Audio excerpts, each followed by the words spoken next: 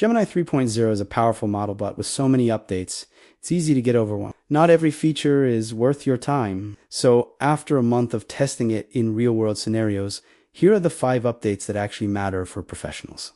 Gemini 3 can now understand images, video, and audio together, not separately. Instead of breaking a video into frames and audio, it processes everything as one connected input. In practice, this is huge. You can upload a screen recording and ask Gemini to turn it into a clear, step-by-step. What used to be a messy one-off recording becomes a reusable training document in under a minute. It also unlocks advanced work. For example, a UX researcher could upload user interviews and ask Gemini to identify moments where users hesitated or showed confusion and link those moments to what was on screen. That kind of analysis used to take teams weeks.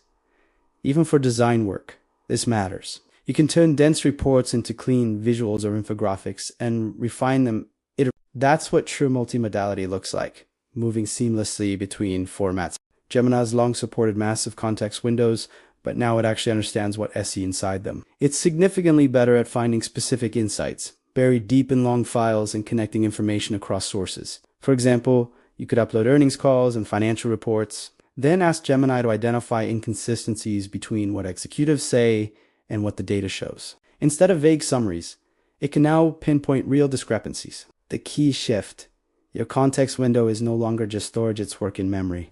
Gemini's integration with tools like Gmail and Google Drive is now consistent enough to trust. Instead of manually digging through emails and files, you can ask Gemini to find everything related to a person or project and generate outputs like testimonials, summaries, or reports. It also helps with everyday workflows. Prioritizing emails that need a response summarizing recent activity, drafting performance reviews based on real data. Your scattered digital history becomes a searchable knowledge base you can query instantly. Gemini 3 doesn't just give answers, it can build tools. Instead of static tables or summaries, it can generate interactive dashboards, calculators, or comparison tools based on your data. For example, if you're comparing platforms, Gemini can create a live tool where you adjust inputs like pricing or subscribers and see real-time outcomes. Or instead of building slides for a presentation, you can generate a dashboard where stakeholders can explore the data themselves. The big idea: outputs are now usable immediately without extra formatting. Gemini 3 requires less perfect prompting. Instead of carefully specifying tone, format, and structure, you can give simple instructions and it will infer the rest. For example, instead of writing a detailed prompt for a meeting summary, you can just say, write a concise email with next steps. The output quality stays high because Gemini understands intent better. But here's the catch: it still can't guess your facts. So instead of improving prompts, focus on providing better context, documents, examples, and real data.